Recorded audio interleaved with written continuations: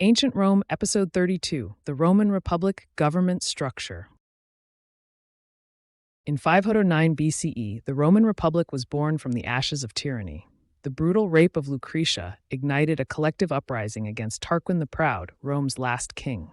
This pivotal moment marked a revolutionary shift towards a governance model designed to prevent the concentration of power.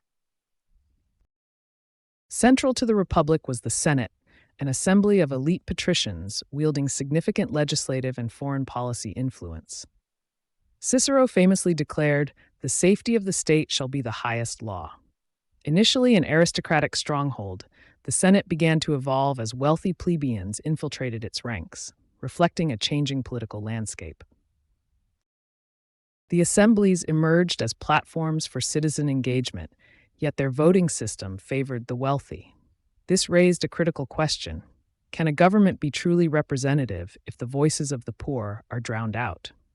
The struggle for genuine representation became a defining challenge of this fledgling democracy.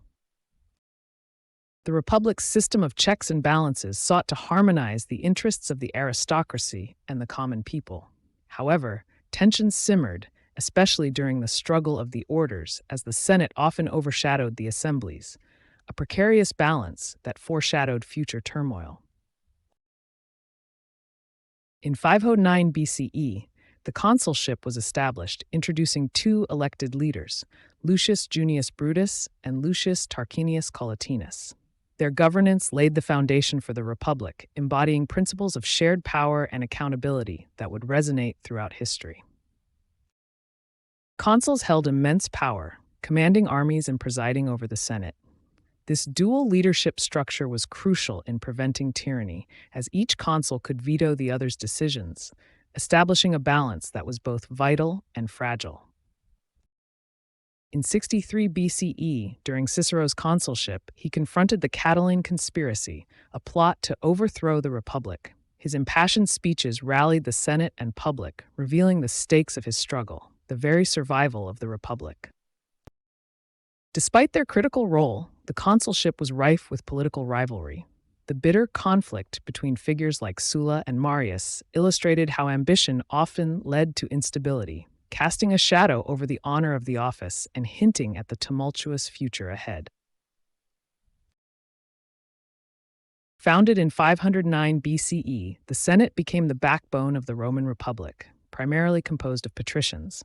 This advisory body shaped policies and proposed legislation, asserting significant influence over governance despite lacking formal legislative power. The assemblies, including the centuriate and tribal assemblies, became vital for citizen participation. Their power solidified after the conflict of the orders, culminating in the Lex Hortensia of 287 BCE, which mandated that the plebeian council's decisions were binding for all Romans, a significant leap toward democratic governance. Established in 494 BCE, the tribune of the plebs represented ordinary citizens.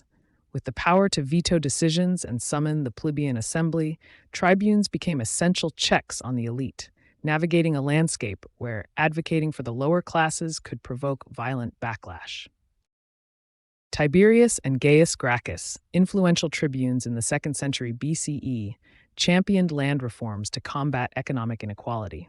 Their assassinations underscored the intense political tensions of their era, prompting reflection on the ongoing struggles for social justice. How far are we willing to go to challenge the status quo? Thanks for watching. Don't forget to subscribe and hit the notification bell to stay up to date with our latest content.